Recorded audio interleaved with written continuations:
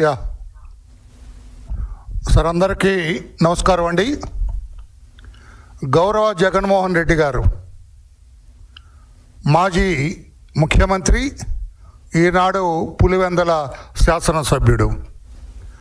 ఆయన గవర్నర్ గారిని కలిశారు ఒక అరగంట క్రితం. వారి పార్టీ నాయకులతోటి, వారి శ్రీమతితో కూడా కలిసినట్టుగా విన్నాను. స్క్రోలింగ్ ఎక్కడో చూశాను నేను. కానీ ఆయన గవర్నర్ గారిని ఎందుకు కలిశారు, గవర్నర్ గారితో ఏం మాట్లాడారు, గవర్నర్ గారికి ఎవరి మీద ఫిర్యాదులు చేశాడు, గవర్నర్ గారిని కలిసి గవర్నర్ గారు ఏమి చేయాలని అడిగారు, మరి బయట ఉన్న ప్రెస్ వాళ్ళకి మాత్రం ఆయన చెప్పలేదు. కార్యకరట వెళ్ళిపోయారట. ప్రెస్ వాళ్ళు కేకలేస్తున్నారు, చేతులు ఊపారు, ఆపండి ఆపండి అన్నారు. అటువైపు కన్నెత్తి కూడా చూడకుండా తుస్సుమని వెళ్ళిపోయాడు. నేను అడుగుతున్న గౌరవ జగన్మోహన్ రెడ్డి గారు, మీరు గవర్నర్ గారిని కలిశారు, కలవటంలో తప్పు లేదు. మేము కూడా ప్రతిపక్షం ఉన్నాం, చాలా సార్లు కలిసాము. మా అధినేత కూడా అప్పుడప్పుడు గవర్నర్ గారిని కలిసేవాళ్ళు. బయటకు వచ్చిన తర్వాత గవర్నర్ గారిని ఎందుకు కలవాల్సి వచ్చింది, ఏమి చెప్పాము, దానికి గవర్నర్ గారు ఎలా స్పందించారు, ఈ విషయాలన్నీ కూడా పాత్రికేయులకు చెబుతారు, ప్రజలకు తెలుస్తుంది. తద్వారా మీరేంటి గప్చికి వెళ్ళిపోయారు? ఇదేమన్నా మీ పర్సనల్ ట్రిప్పా? మాజీ ముఖ్యమంత్రిగా, శాసనసభ్యుడిగా, ఒక పార్టీ అధ్యక్షుడిగా అఫీషియల్ ట్రిప్పా? గవర్నర్ గారిని కలిసింది మీ పర్సనల్ ట్రిప్పా? రాజకీయ పార్టీ అధ్యక్షుడిగా, ఒక శాసనసభ్యుడిగా, మాజీ ముఖ్యమంత్రిగా వెళ్ళారా? ఆ విషయాన్ని చెప్పాలి కదా. ఎందుకు ప్రెస్ని ఫేస్ చేయటానికి మీరు భయపడతారు? Why you are shivering to face the press? That is my first question. నేను ప్రశ్నలు మీకే సంధిస్తున్నాను. నేను బాగా దొరికారు. అంతకుముందు అయితే మిమ్మల్ని డైరెక్ట్గా మాట్లాడటానికి అవకాశం రాలా నాకు, ఎందుకంటే మీరు ఎప్పుడు బయటకు రాలి. ఇప్పుడు వచ్చారు బయటికి, గవర్నర్ గారి దగ్గరికి వెళ్ళారు. ఏమి చెప్పారు గవర్నర్ గారికి? చెప్పాలి కదా, ప్రెస్కి, ప్రజలకు తెలియాలి కదా. లేదండి నేను ఊరికే వెళ్ళానండి, మా శ్రీమతి గవర్నర్ గారి రాజ్భవన్ చూస్తానంటే తీసుకెళ్ళాను, తప్పులేదు. లేకపోతే మా కార్యకర్తలు రాజ్భవన్ ఎలా ఉంటుందో చూస్తామన్నారండి, తీసుకెళ్ళానంటే తప్పులేదు.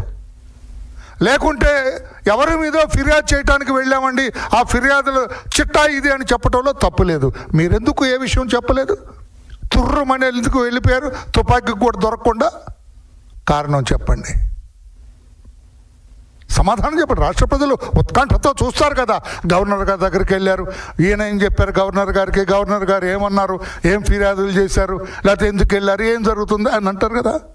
పోనీ గవర్నర్ గారిని కలిసి, పత్రికా సోదరుల, I would like to draw your attention, ఒక్కసారి నా కళ్ళలకు చూడండి. గవర్నర్ గారిని కలిసి మా కసిరెడ్డి, మా పార్టీ నాయకులు మీద, చాలామంది మీద ఎఫ్ఐఆర్ ఇష్యూ చేసి సిట్ దర్యాప్తు చేస్తూ ఉంది. ఇప్పటికే దాదాపు 12-13 అరెస్ట్ చేశారు, జ్యుడిషియల్ కస్టడీలో ఉన్నారు. నాకు అత్యంత సన్నిహితుడైన చెవిరెడ్డిని కూడా అరెస్ట్ చేశారు, రిమాండ్లో పెట్టారు. ఈ కేసు ఇంకా పకడ్బందీగా, క్షుణ్ణంగా, ఆధారాలతో సహా దర్యాప్తు చేయండి అని కోరారా గవర్నర్ గారిని? మీరు క్యాచ్ చేయాలా? అంటే ఈ కేసు సిట్ ఇంకా గట్టిగా దర్యాప్తు చేయాలా? ఎవడెవడు తప్పు చేశారు, మా పార్టీ వాళ్ళైనా సరే, నాకు అత్యంత సన్నిహితులైనా సరే, నేనైనా సరే, తప్పు చేస్తే ఎవరిని వదలొద్దని చెప్పండి సిట్కి అని గవర్నర్ గారిని కోరటానికి వచ్చారా? ఇంకా కన్ఫ్యూజన్గా ఉంది ఫేస్. గవర్నర్ గారిని జగన్మోహన్ రెడ్డి గారు వెళ్ళి నమస్కారం పెట్టి, ఈ సిట్ దర్యాప్తు కూలంకషంగా దర్యాప్తు చేయమనండి,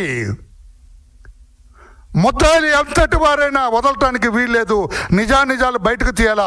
ఒకవేళ మా వాళ్ళు నిజంగానే నాకు తెలియకుండా ఒకవేళ మద్యం కేసులో 3,500 కోట్లు కొట్టేస్తే ఎవరిని వదలొద్దు. ఒకవేళ నా దగ్గరికి ఏదో రాస్తున్నారుగా, ఏదో చీఫ్ బాస్ అని రాస్తున్నారుగా, ఆ బిగ్ బాస్, ఒక బిగ్ బాస్ నేనే అయితే నన్ను కూడా వదలొద్దు, చట్టం ప్రకారం యాక్షన్ తీసుకోమని కోరారా? లేకపోతే మా వాళ్ళు శుద్ధ పూసలండి, ఎవరు అసలు సారా వాసన కూడా చూడరండి, ఒక్కొక్కడికి ఒక్క పాస్పోర్ట్ తప్ప 2-3 పాస్పోర్ట్లు లేవండి.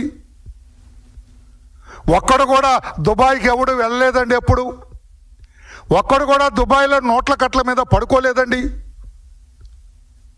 ఒక్కడు కూడా మాకు ఒక్క డెన్న కూడా లేదండి అని ఏమని చెప్పారా? ఏదో చెప్పాలి కదన్నా జగనన్న. చెప్పకుండా మీ దాన్ని మీరు వెళ్ళిపోతే ఏమనుకోవాలి? పాప పాత్రికేయులు ఏమి రాసుకోవాలి? చెప్పలేదు. నేను అంటున్నాను, నేను జగన్మోహన్ రెడ్డి గారు, పీకల దాకా కూరుకుపోయింది మీ పార్టీ. మద్యం కుంభకోణంలో మీ పార్టీ పీకల దాకా కూరుకుపోయింది. Everybody knows. రాష్ట్ర ప్రజలందరికీ, దేశ ప్రజలందరికీ కూడా తెలిసిపోయింది. ఒక్క 100 కోట్ల లిక్కర్ స్కామ్కే కేజ్రీవాల్ ప్రభుత్వం కొట్టుకుపోయింది. అల్లల్లాడిపోతున్నాడు ఇప్పుడు కూడా అతను, మళ్ళా టు రీగైన్ హిజ్ ఇమేజ్. అటువంటిది 3,500 కోట్లు. నిన్న ఇక్కడ పేపర్లు చూసా, even it will be more అని, ఇంకా ఎక్కువ ఉండొచ్చు అని చెప్పి కొట్టేశారని చెప్పి సాక్ష్యాలతో సహా నోట్ల కట్టలు ఎక్కడికి వెళ్ళినాయి, ఏమైనాయి అన్నీ చెప్పి కూడా దొంగ పాస్పోర్ట్లతో వెళ్ళినారు సార్ మీ కసిరెడ్డి. మీకు తెలుసా జగన్మోహన్ రెడ్డి గారు?